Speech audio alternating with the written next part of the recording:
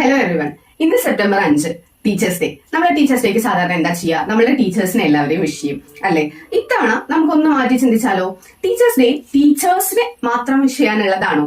നമ്മുടെ ലൈഫിൽ നമുക്ക് കാര്യങ്ങൾ പറഞ്ഞു തരാനായിട്ട് ടീച്ചേഴ്സ് അല്ലാതെ ഒരുപാട് പേരുണ്ടാവും ഇല്ലേ? നമ്മളുടെ ചെറുപ്പം മുതൽ നമ്മളുടെ ഫാമിലി, നമ്മളുടെ ഫ്രണ്ട്സ്, അങ്ങനെ പലരും നമുക്ക് പല കാര്യങ്ങളും പറഞ്ഞു തന്നിട്ടുണ്ടായിരിക്കില്ലേ? ഫോർ എക്സാമ്പിൾ, നമ്മളൊരു ബാങ്കിൽ പോയി എന്ന് വിചാരിക്കും. നിങ്ങൾക്ക് ആ വിഡ്രോവൽ ഫോം ഫില്ല് ചെയ്യാൻ അറിയില്ല എന്നുണ്ടെങ്കിൽ നമ്മൾ ആരാണ് പറഞ്ഞുതരാം? തൊട്ടപ്പുറത്ത് ഫില്ല് ചെയ്തിരിക്കുന്ന ആൾക്കാരായിരിക്കും ചിലപ്പോൾ നമുക്ക് എന്ത് പഠിപ്പിച്ചു തരുന്നുണ്ടായിരിക്കുക, എങ്ങനെയാണ് ഇത് ഫില്ല് ചെയ്യേണ്ടത് എന്നുള്ളത് പഠിപ്പിച്ചു തരുന്നുണ്ടായിരിക്കുക. അവര് തരുന്നതും അറിവ് തന്നെയല്ലേ?